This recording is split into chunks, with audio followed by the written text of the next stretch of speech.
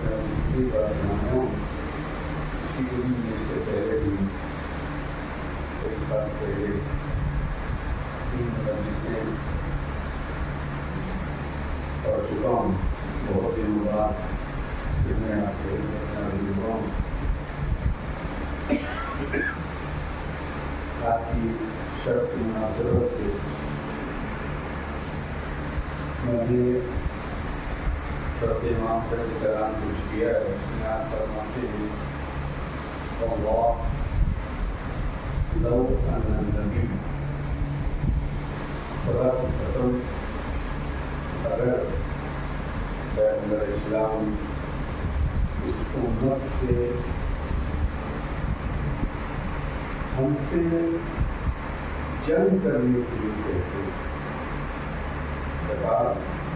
اگر پیغمبر اس امت سے یہ کہتے کہ تم ہمارے اہل بیت سے جنگ کرو، جیسا کہ آپ نے اہل بیت سے محبت اور ان سے دوستی کی تاکید کی ہے، اگر اس کی جگہ پر امام کا ایک کلام ہے اور حقیقت میں یہ بات اگر کوئی کہہ سکتا ہے تو صحیح سچائی کہہ سکتے ہیں، اس لیے کہ آپ نے جو اس امت سے مسائل اور مظالم دیکھے ہیں وہ شاید کسی امام نے اس انداز سے نہیں دیکھے۔ امام کہہ رہے ہیں کہ اگر نبی اس امت سے بجائے اس کے کہ میری محبت اہل بیت کی دوستی کی سفارش کی ہے کہ تم میرے اہل بیت سے محبت کرو، تم میرے اہل بیت کا احترام کرو، تم میرے اہل بیت کی دوستی کا خیال رکھو، ابھی سے آپ کے سامنے مسئلہ صاحبہ نہیں ہے کہ پیغمبر بار بار جو ہے وہ اپنی وفات سے پہلے یہی کہہ رہے تھے کہ میں دیکھوں گا کہ تم نے رات میں اہل بیت کی بات کیسے پیش آتی علیکم اہل بیتی علیکم اہل بیتی، یہ بار بار تکرار بہت بڑا یہ چیزیں ہیں۔ امام فرماتے ہیں کہ اگر اس دوستی کے بجائے پیغمبر ہم اہل بیت سے دشمنی کی سفارش کرتے تو جو دوستی کی سفارش پر ان لوگوں نے ظلم جو کیا ہے اس سے زیادہ نہ کر پاتے، اس سے زیادہ کہ کون کہہ رہا؟ جو وہ کہہ رہا ہے جس نے اپنی آنکھوں سے امت کے سارے مظاہر دیکھے، وہی کہہ سکتا ہے، کوئی دوسرا نہیں کہہ سکتا۔ چوتھے امام کی امامت افضل صاحبین ہیں اور برابر آپ کے سامنے آتے رہتے ہیں، جو باتیں میں عرض کروں گا وہ نہیں ہوں سنی بھی ہوں اور اس کا انداز بدلا ہوں، لیکن باتیں سب پرانی ہوں میں برابر پوچھتے رہتے ہیں۔ جس امامت جن حالات میں اور جن پراشوب حالات اور ماحول میں چوتھے امام نے امامت سنبھالی ہے، پوری امامت کی تاریخ میں کسی امام نے ان حالات میں امامت نہیں کی ہے۔ ہمارا کہنا اور رسول کے بعد تعلیم میں کوئی شک نہیں ہے، لیکن بہرحال یہ جو حالات چوتھے امام کے ساتھ پیش آئے ایسے کسی امام کے ساتھ پیش نہیں آتا کہ امام السلام نے جب امامت سنبھالی وہاں بھی آ رہا، اس کے علاوہ جتنے بھی امام ہیں وہ اپنی تعریف ہے۔ چوتھے امام نے جن حالات میں امامت کی ذمہ داری سنبھالی ہے، آپ کے سامنے ہے، پورا گھر شہید ہو چکا ہے، بھائی بھتیجے چچا بانجے باں اصحاب قیدوں میں آگ لگ چکی ہے، اور ایسے حالات میں آپ نے امامت کی ذمہ داری سنبھالی۔ اب ہم نظر لگائیے کہ جہاں نواز رسول کا قتل ہو جائے، جہاں اس کے ساتھ تمام ساتھی مار دیے جائیں اور یہ خبریں جب پوری مملکت اسلامیہ میں پھیلی ہوں گی تو اس وقت کیا درد کیا خوف لوگوں کے دلوں میں بیٹھا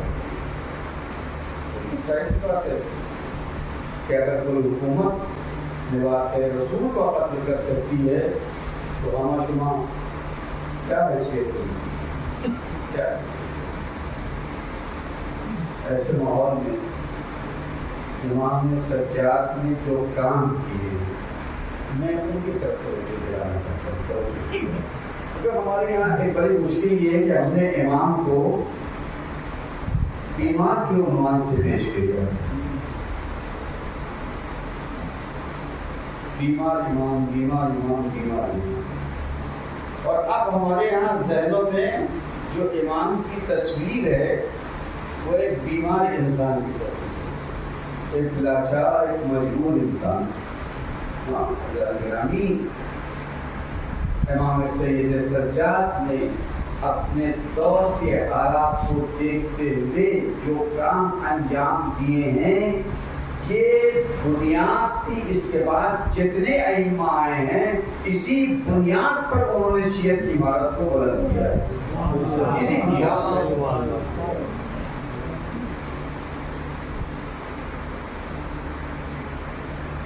امام مسئلہ اور بغداد ایک شب اور ایک دن یقیناً امام بیمار تھے، لیکن پوری زندگی بیمار نہیں تھے، لیکن ہم نے انہیں پوری زندگی کا بیمار بنا دیا ہے۔ تو چکی ہے وہ خاص کر ہمارے یہاں شاعری میں اگر چوتھے امام کا کہیں نام استعمال ہوتا ہے تو وہ بیماری کے ساتھ استعمال ہوتا ہے۔ جب ہر وقت ہم بیمار بیمار کہیں گے تو ہمارے بچوں کے ذہن میں کیا جائے گا؟ ہمارے بچوں کے ذہن میں یہی تو جائے گا کہ یہ ایک امام کیسا نہیں ہے؟ امام نے کربلا کے واقعے کے بعد اور رہائی کے بعد حالات کیا تھے؟ اگر آپ سیاسی اعتبار سے دیکھیں اس وقت کے کیا حالات تھے، اقتصادی اعتبار سے دیکھیں تو حالات کیا تھے، سیاسی اعتبار سے دیکھیں تو حالات تو اس سیاسی اعتبار سے آپ کو پتہ ہے کہ چاروں طرف ظلم کا بازار کر رہا تھا، ایک سے ایک بڑھ کے ظالم، چاہے وہ بنی میاں ہو یزید اور اس کے بعد بن مروان آ گئے، لیکن ان میں کوئی کم نہیں تھا، سب کے سب حجاج بن یوسف ابی عبد الملک بن مروان، ہشام بن عبد الملک، یہ جتنے بھی بادشاہ ہیں یہ سب کے سب ظالم ہیں، چاروں طرف ظلم کا بازار گرم ہے، کہیں بھی کوئی اپنے کو علی والا نہیں کہہ سکتا ہے۔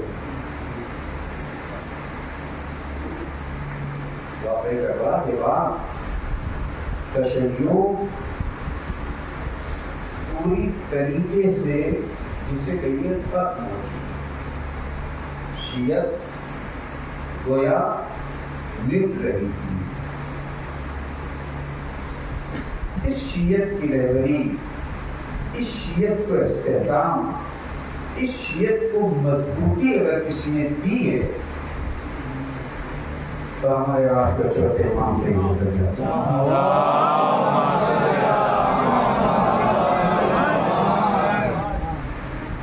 حالات اتنے مقدر، اتنے پرآشوب تھے کہ جو شیعہ جہاں تھا وہیں پہ ڈرا سہما بیٹھا ہوا تھا، ہمت نہیں تھی کہ وہ اپنے کو شیعہ کہہ سکے، کیونکہ خود امام فرماتے ہیں کہ کربلا کے واقعے کے بعد مدینے میں 20 مخلص شیعہ تلاش کرنا مشکل تھا۔ توجہ کیجیے گا، جس مدینے میں 20 مخلص شیعہ تلاش کرنا ممکن نہیں تھا، اسی مدینے میں جب یہ امام اس دنیا سے جاتا ہے تو 99 اپنے شاگرد چھوڑ کے جاتا ہے، مخلص شاگرد چھوڑ کے جاتا ہے، جس میں ابو حمزہ سمانی جیسے شاگرد ہیں۔ تو امام نے شیعت کے لیے کام کیا، شیعت کی رہبری کی ہے، شیعت کی ہدایت کی ہے، اور اس کے علاوہ امام نے اقتصادی حالات اس وقت دور کے آپ کو معلوم ہے، پہلی بات ہے کہ کسی خلافت کے وقت سے ہی جو ہے وہ بیت المال پہ قبضہ بنی میاں ہو گیا، اور پھر وہ بیت المال مسلمانوں کا نہیں جاتا بلکہ ایک خاص گروہ کا ہو گیا، ایک خاص خاندان جو ان سے جو وابستہ لوگ تھے بس ان کا تھا، بیت المال اس کے علاوہ مسلمانوں نہیں، عام مسلمان تک نہیں پہنچ پا رہا تھا۔ رویہ کیا تھا؟ غربت، تندرستی، فقیری، ایسے اقتصادی حالات میں امام نے مدینے میں رہ کر 400 فیملیوں کا خرچ خود برداشت کیا، 400 آدمی نہیں، 400 انسان نہیں، 400 فیملی۔ آج ہمارے یہاں فیملی میں زیادہ سے زیادہ 2 بچے ہو گئے، اسی میں اتفاق کر لیتے ہیں، اس سے زیادہ نہیں۔ اس دور میں فیملی کا مطلب کیا ہے؟ ایک فیملی میں 10 بچے ہوتے تھے، 2 بیویاں ہوتی، 4 بیویاں ہوتی، وہ آپ کو کروانا تھا۔ اب آپ سمجھیں کہ 400 فیملیز کے اخراجات خود امام برداشت کرتے تھے۔ اب یہ نہ کہیے کہ ہمارے ائمہ غریب ہوتے تھے، غریب امام کبھی 400 فیملیوں کے بچے نہیں کھا سکتا ہے۔ ہر امام ہمارا دولت مند ہوتا تھا، مالدار ہوتا تھا، لیکن وہ دولت اپنے اوپر بھی خرچ کرتا تھا، وہ مسلمانوں میں خرچ کرتا تھا۔ فرق ہم نے اور ائمہ میں یہی ہے، ہم دولت اپنے لیے جمع کرتے ہیں، ہم دولت اپنے لیے کماتے ہیں، ائمہ اپنے لیے نہیں کماتے تھے، لوگوں کے لیے کماتے تھے، لوگوں کے لیے خرچ کرتے تھے۔ اقتصادی حالات نہیں تھے. کلچر فرنگی تہذیب کے لحاظ سے اگر آپ دیکھیں تو خدا جو عربی ادب کی کتابیں ہیں، تاریخ ادب عربی، عبدالفرید، ابوالاسفہانی، ابوالفرج اصفہانی کی کتاب اوانی کی کتابوں کو اگر دیکھیں تو اس دور تک جو کلچرل اور ثقافتی اور تہذیبی ماحول تھا، جو نقشہ کھینچ کے صورتحال یہ تھی کہ مدینہ اور مکہ جو مدینہ الرسول وحی کا شہر کہلاتا تھا، وہ شہر رقاصاؤں سے بھرا ہوا، گانے بجانے والوں سے، مرد عورت سے بھرا ہوا تھا. جگہ جگہ آج آپ لوگ کیا دیکھ رہے یہی صورتحال گانے والیاں، ڈانس کرنے والے، رقص کرنے والیاں اور مکس گیدرنگ کیجیے گا. میں یہیں پر آپ کو روک کر بات کو مکس گیدرنگ جس میں حجاب کا لحاظ نہ رکھا جائے، یہ سیرت ائمہ کی نہیں ہے، یہ سیرت بنی امیہ اور مروان کی ہے. ہمیں اپنی محفلوں میں، اپنی نشستوں میں، اپنی تقریبات میں اس چیز کا خیال رکھنا چاہیے کہ ہماری تقریبات ائمہ کے بنائے ہوئے اصولوں کے تحت ہونا چاہیے. بنی امیہ اور بنی مروان دشمنان اہل بیت کی سیرت میں نہیں ہونا چاہیے. اس طرح سے مدینے میں محفلیں سجتی، حتیٰ کہ اس وقت وہ ظاہر جو اپنے کو کہلاتے تھے وہ بھی نہیں بچ پاتے تھے محفلوں سے، وہ بھی بیس بدل کے جاتے تھے. عائشہ بن طلحہ جو اس وقت بہت ہی مشہور رکھا تھا، جب وہ مدینے آتی ہے تو بڑے بڑے لوگ اس کے استقبال کے لیے شہر سے باہر آتے ہیں. ایسا ماحول، اور اس ماحول میں امام نے 3 بنیادی کام کیے. امام کے اوپر ذمہ داری کیا ہے؟ کربلا کی حفاظت، نہ فقط حفاظت بلکہ کربلا کو آگے بڑھانا، آئندہ نسلوں تک کربلا کو پہنچانا. دوسری ذمہ داری ہے وہ شیعت جو دری اور سہمی ہے، جس کے اندر اب حوصلہ نہیں ہے ظالم حکومتوں سے ٹکرانے کا، جس کے اندر اب جرأت نہیں ہے کہ وہ اپنے کو کہہ سکے کہ ہم شیعہ ہیں، جو بکھری ہوئی ہے اس بکھری ہوئی شیعت کو متحد کرنا، اسے ایک پلیٹ فارم دینا، اور نہ فقط پلیٹ فارم دینا بلکہ اس کو حوصلہ دینا، ظلم اور ظالم کے خلاف ان کے اندر جرأت پیدا کرنا، یہ دوسرا کام ہے. تیسرا کام معرفت اسے لوگوں جس کے اندر اصلاً حوصلہ ختم ہو گیا تھا، اس کو کیا کیا، اس کے اندر حوصلہ دیا. یہ بات کربلا کے بعد آپ نے بہت سی تحریکیں دیکھی ہیں نا، جناب مختار، جناب حسین فخر، جناب زید، یہ سب تحریکیں جو آپ نے دیکھی، اور اس کے علاوہ بہت سی تحریکیں جو شیعوں کی تحریکیں ہیں، اگرچہ وہ کم تعداد میں ہوئے اور شہادت پہ فائز ہو گئے، لیکن ان لوگوں کے اندر جو ظلم اور ظالم حکومتوں کے خلاف جو جرأت اور حوصلہ دیا ہے وہ سید سجاد کی تحریک سے ملا ہے. کیسے ملا؟ امام نے اپنا ایک اصول بنا لیا. کربلا کے بعد جب مدینے آئے اپنا آپ نے ایک اصول بنایا، اور اصول یہ تھا کسی بھی خوشی کی تقریب میں ہم شامل نہیں ہوں گے.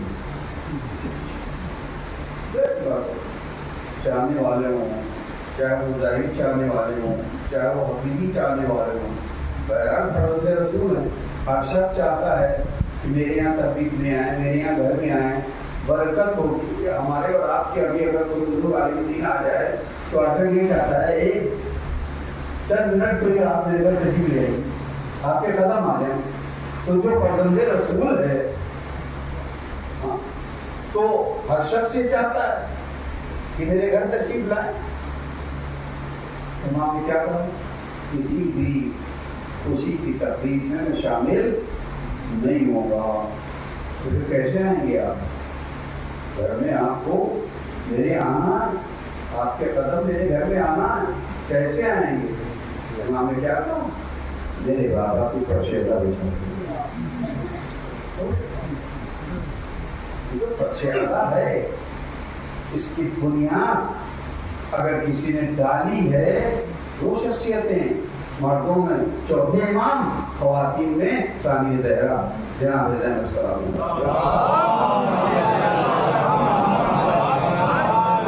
انہوں نے کیا کہا؟ اگر تم مجھے بلانا چاہتے ہو میرے بابا کی فرشیدہ بچھا.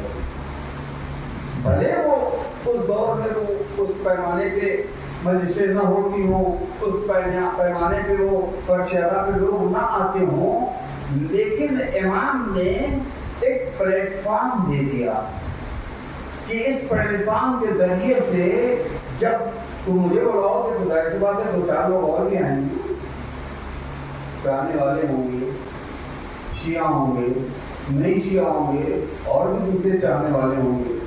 تو اس طرح سے جب لوگ جمع ہوں گے تو ان لوگوں میں آپس میں رابطہ بنے گا.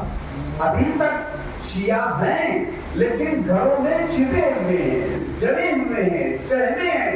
کسی کے اندر ابھی اتنی جرت نہیں پیدا ہو سکی. کسی کو نہیں معلوم باپ شیعہ ہے یا بیٹا شیعہ ہے. ہاں، گھر میں کون دشمن ہے، کون دوست ہے، پڑوس میں کون دوست ہے، کون دشمن ہے، کسی کو نہیں معلوم. اس لیے کہ سب کرے ہوئے حکومت جو نواز رسول کا قتل کر سکتا ہے اس کے لیے ہم کیا؟ تو سب ڈرے ہوئے ہیں نا. امام نے فرش ادا کے ذریعے سے مدینے میں شیعوں کو ایک پلیٹ فارم دے دیا کہ اس پلیٹ فارم کے ذریعے سے تم ایک دوسرے سے مرتبط ہو جاؤ گے. تم ایک دوسرے سے تمہارا کنٹیکٹ ہو جائے گا، تم ایک دوسرے سے رابطہ ہو جائے گا. جب امام کی مجلس میں 10 آدمی آئیں گے تو اب چہرے سامنے آ جائیں گے. اچھا یہ بھی ہمارے امام کا چلنے والا ہے، یہ بھی امام کا چلنے. تو اب رابطہ بنا یا نہیں بنا؟ تو اسی طرح سے رابطے بنتے گئے اور دائرہ بڑھتا گیا.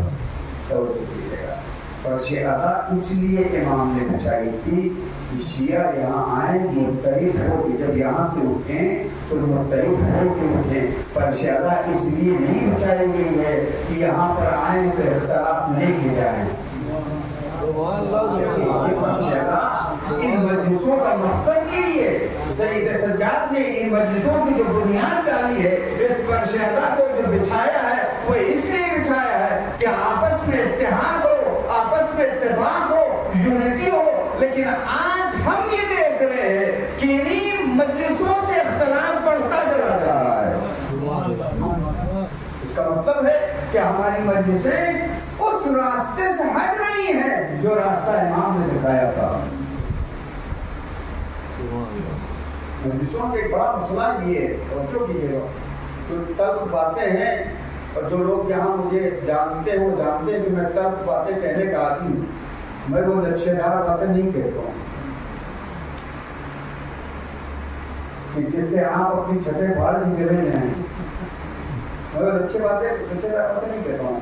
دیکھیے ہمارے یہاں ایک بہت بڑی مشکل یہ ہے، کیونکہ ایک دین ہوتا ہے مطلق دین اور ایک دین ہے میرا دین. فرق سمجھتے ہیں جی؟ ایک ہے مطلق دین، خالص دین بس، ایک ہے میرا دین. دونوں میں فرق ہے. میرا دین یہ محدود ہو جاتا ہے، یہ منسوب ہو جاتا ہے. اس میں جب میرا آ جاتا ہے تو اس میں میں آ جاتی ہوں. لیکن جب دین مطلق ہوتا ہے تو انسان پھر مطلق دین کو دیکھتا ہے، اپنے دین کو نہیں دیکھتا ہے. اسی طرح سے مجلسیں، عزاداری، جلوس اگر ہم مطلق مجلس کو دیکھیں، یہ مجلس مطلق مجلس، یہ مجلس مجلس حسین ہے، یہ جلوس جلوس حسین ہے، یہ ماتم ماتم حسین ہے، تو کہیں اختلاف نہیں ہوگا، کہیں اختلاف نہیں ہوگا، کہیں اختلاف نہیں ہوگا، کہیں جھگڑا نہیں ہوگا۔ لیکن جب جلوس میں بدل جائے، میرا جلوس، میری انجمن، میری مجلس، تو یہیں سے اختلاف پیدا ہوتا ہے۔ ہمارے یہاں اکثر آپ دیکھتے ہیں، مطلب ایک شخص چاہتا ہے بس میری مجلس کامیاب ہو جائے، اور میری مجلس کامیابی کے نتیجے میں کیا ہوتا ہے، جو قرات بھی ہوتی ہے، وہ تو شاعر بھی ہوتے ہیں، پھر اس میں سوز بھی ہوتا ہے، اور پھر 1 گھنٹے کا تاخیر وہ لیتا ہے، نتیجہ کیا ہوتا ہے، ایک مجلس 3 گھنٹے کی ہوتی ہے۔ لیکن اس کے بعد اس کے پہلو میں، اس کے پڑوس میں دوسرا بھی مجلس کرنے والا ہے آپ کی مجلس کے بعد، لیکن ہمیں اس کا خیال نہیں ہوتا ہے۔ یہ کیوں نہیں ہوتا ہے؟ یہ اسی لیے میری مجلس کامیاب ہو جائے، میری مجلس اچھی ہو جائے، بھلے پڑوسی مسجد جو ہے وہ خراب ہو جائے۔ وہ جائز بات ہے کہ جب مومنین ایک مجلس میں 3 گھنٹے بیٹھیں گے تو یہاں سے اٹھ کے دوسری مجلس میں حوصلہ رکھیں بھی جائیں، نہیں ہو سکتا ہے۔ ارے ایک تو تھک گئے ہیں، اب ہمت نہیں ہے، تو نتیجہ کیا ہوگا، پڑوس کی مجلس خراب ہو گئی نہیں، جہاں 100 جاتے وہاں 10 گئے، نتیجہ ہوا نا۔ لیکن ہم اپنی جگہ خوش ہیں، ارے میری مجلس کامیاب ہو گئی، اتنا مجمع تھا۔ یہی چیز ہماری ادا کو نقصان پہنچا رہی ہے، یہی چیز ہماری اداکاری کو نقصان پہنچا رہی ہے۔ میری مجلس، میری انجمن، جگہ کیوں ہوتے ہیں انجمن؟ اس لیے ہوتے ہیں میری انجمن آگے ہوگی پیچھے نہیں ہو سکتی۔ نہ پہلے میری انجمن بڑے کی ذمہ داری ہے، ہم بڑی انجمن کرتے ہیں، جہاں یہ میں آ جاتا ہے وہاں میری، وہیں سے عمل اسلام میں جس طرح سے عمل کی ابتدا اور عمل میں داخل ہوتے وقت شرط ہے کہ صداقت ہو، خلوص ہو، اخلاص ہو، ایمان ہو، اسی طرح سے اسلام میں یہ بھی شرط ہے کہ جب عمل سے اس عمل سے باہر نکلے تو اخلاص اور خلوص کے ساتھ نکلے، تب عمل کا اجر ہوگا۔ لیکن اگر عمل میں داخل ہوئے تو خلوص کے ساتھ، لیکن جب اس سے باہر آئے تو اخلاص میں رخصت ہو گیا، اس عمل کا کوئی اجر نہیں ہے۔ میں قرآن مجید کی آیت پڑھ رہا ہوں، آیت میں کیا ارشاد ہوتا ہے، پیغمبر کے ذریعے سے سکھایا جا رہا، رب ادخلنی مدخل صدق واخرجنی مخرج صدق۔ یہ آیت میں کیا سکھا رہی ہے؟ ہم اس آیت کو ایک مرد کے لیے استعمال کرتے ہیں۔ اکثر آپ نے دیکھا ہو کہ یہ آیت جو اتنی بار پانی میں پھونکے پڑیے تو آپ کی شوگر، ہم نے قرآن مجید کو بیماریوں کے علاج کا ذریعہ بنا دیا ہے۔ ٹھیک ہے، اس میں علاج ہے، شفا ہے، کوئی شک نہیں ہے، لیکن جسمانی علاج سے زیادہ اس میں روحانی علاج ہے، روحانی علاج۔ ہم نے روحانی علاج کو الگ رکھ دیا، ہم جسمانی علاج آئے لکھ کے دیتے ہیں۔ قرآن کی ہمیں کیا بتا رہا ہے؟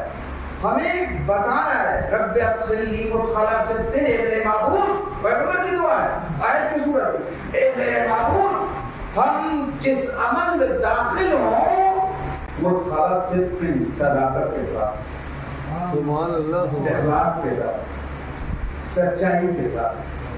کیا صرف کسی عمل میں داخل ہونا صداقت اور اخلاص سے ساتھ یہ کافی ہے؟ نہیں، آیت آگے کہہ رہی وَأَخْرِجْنِي مُخْرَجَ صِدْقٍ، اور کسی عمل سے جب باہر آئیں تو اس میں بھی خلوص کے ساتھ، صداقت کے ساتھ۔ مشکل ہمارے سماج کی یہی ہے کہ ہم کوئی کام شروع تو کرتے ہیں، بڑے اخلاص سے شروع کرتے ہیں، لیکن اس کی اختتام اور اس کے انتہا تک پر اخلاص ختم ہو جاتا ہے، وہ وہ خلوص ختم ہو جاتا ہے. نتیجے میں کیا ہوتا ہے؟ سارا اثر عمل کا ختم ہو جاتا ہے. لیکن کسی بھی عمل پر جو اثرات مرتب ہوتے